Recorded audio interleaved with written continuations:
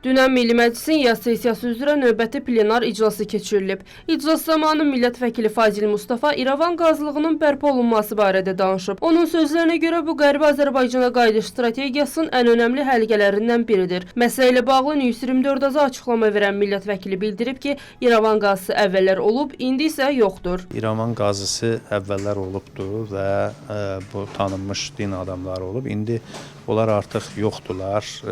O dövrdən dünyasını dəyişiblər və bu İrəvan da bizdə olmadığına görə burada bu fəaliyyət göstərənməyib. Biz əslində Qərbi Azərbaycana qayıdış strategiyasının bir qanadı kimi bunu nəzərdə tuturuq.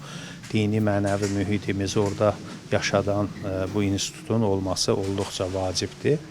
Və yəqin ki, bu istiqamətdə də artıq sonrakı addımlar, konkret addımlar atılacaq. Bu, Qafqaz Müsəlmanları Ruhani İdarəsinin rəhbəri hörmətli Şeyxülislam tərəfindən irəli sürülən bir ideyadır və onun tərəfindən bu qərar verildi. Və ora təyin olunan şəxs də Hacı Bəxtiyar adında çox yetkin, savadlı və bu problemləri dərindən bilən bir qardaşımızdır və onun da təyin olunması bu prosesin həm də beynəlxalq arenada orada olan yaşayan müsəlmanların və yaşayacaq müsəlmanların adından çıxış edəcək Azərbaycanın orada olan segmentinin hüquqlarını qoruya biləcək bir mövqe sərgiləməsi fürsəti yarandı. Beynəlxalq təşkilatlarda gedib çıxış eləyə bilər, müraciətlər eləyə bilər, oranın məsələn din xadimlərlə təmas qura bilər. Ya bunlar hamısı bunun üçün nəzərdə tutulubdur və əminəm ki, bu istiqamətdə də öz işini uğurla gerçəkləşdirəcəkdir.